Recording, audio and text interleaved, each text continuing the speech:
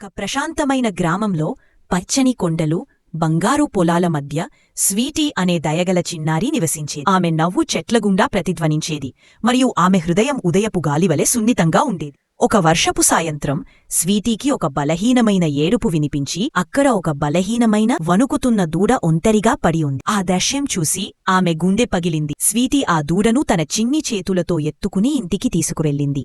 ఆమె దానికి గౌరీ అని పేరు పెట్టింది. ఆ క్షణం నుండి వారు కుటుంబమయ్యారు.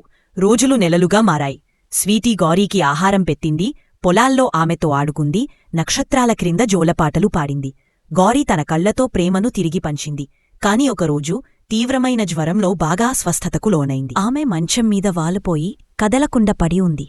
గౌరీ ఏదో తప్పు జరిగిందని గ్రహించి ప్రతిరోజూ ఆమె కిటికీ పక్కన నిలబడేది. గౌరీ మేత తినడానికి నిరాకరించింది, కదలడానికి నిరాకరించింది. ఆమె ప్రేమ నిశ్శబ్దంగా ఉన్నా శక్తివంతమైనది. ప్రతిరోజూ ఆమె తనదైన రీతిలో వేచిచూస్తూ ప్రార్థిస్తూ ఉండేది. అందులో ఆశ్చర్యమేంటంటే గౌరీ ప్రేమే ఆమెను నయం చేసినట్లుగా స్వీటీ మళ్లీ ఆహ్లాదంగా నవ్వటం ప్రారంభించింది.